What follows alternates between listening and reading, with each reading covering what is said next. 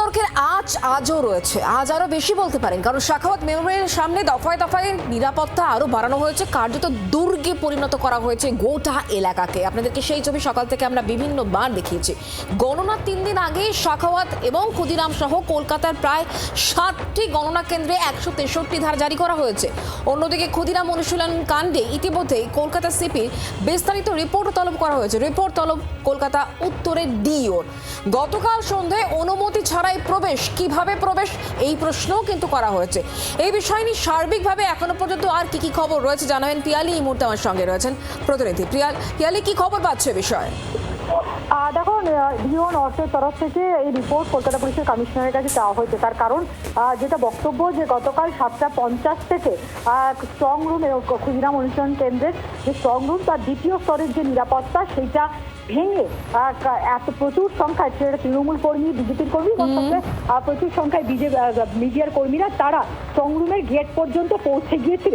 এবং যে চিঠি ডিওর তরফ থেকে লেখা হয়েছে সেখানে আরো বক্তব্য যে বারবার কল করা সত্ত্বেও সিনিয়র অফিসাররা তারা অনেক দেরিতে পৌঁছায়, ফলে পরিস্থিতি আরো বিগড়ে যায়। এইরকম একটা পরিস্থিতিতে যেখানে ইভিএম রয়েছে 7টা স্ট্রং রুমের, 7টা বিধানসভা কেন্দ্রের ইভিএম, তার সঙ্গে সঙ্গে পোস্টাল ব্যালট রয়েছে, তার নিরাপত্তা মারাত্মকভাবে বিঘ্নিত হয়েছে। ফলে সেই ঘটনা কিভাবে ঘটলো তার কারণ নিরাপত্তার এখানে দায়িত্ব তুমি নজর রাখো। অনেক ধন্যবাদ পিয়ালি আমাদের সঙ্গে টেলিফোন লাইনে থাকার জন্য। এই মুহূর্তে আমরা টেলিফোন লাইনে যোগাযোগ করতে পেরেছি তৃণমূল কংগ্রেস নেতা জয়প্রকাশ মজুমদার আমাদের সঙ্গে রয়েছে। জয়প্রকাশ বাবু, গতকাল যে চর্চা আমরা দেখতে পাচ্ছিলাম, গতকাল ক্ষুদিরাম অনুশীলন কেন্দ্রের ঘটনা, সেই ঘটনায় ইতিমধ্যেই কলকাতা সিপির বিস্তারিত রিপোর্ট তলব করা হয়েছে কলকাতা উত্তরের ডিওর তরফ থেকে।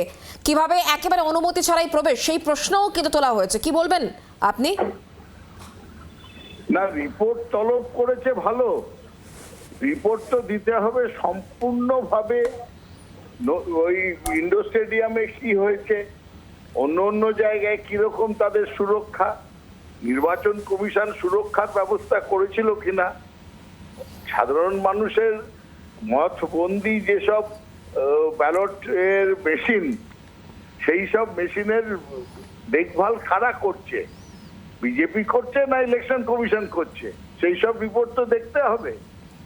সুতরাং তারা রিপোর্ট তলব করতে পারেন, কিন্তু প্রথমেই যেটা দেখা গেছে, আমরা মানে তৃণমূল কংগ্রেস থেকে ইন্টারভেন না করলে তারা জাগ্গে বলে ব্যাপারটা উড়িয়ে দিত।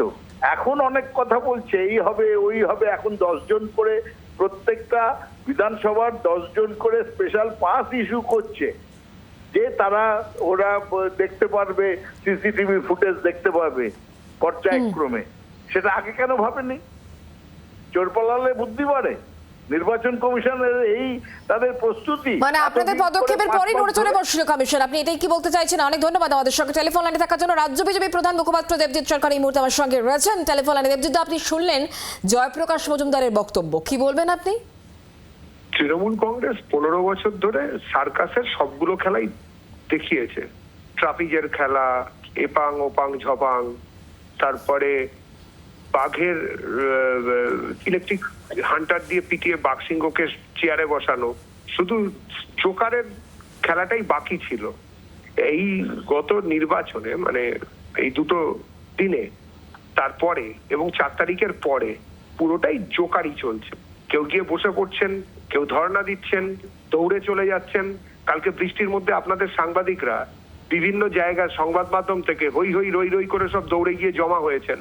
তারপরে পর্বতমূষিক প্রসব, এই চোকারি চলতে থাকবে, কেননা ওদের আর কিছু বলার নেই। ওরা হারছে, বিজেপির সরকার আসছে।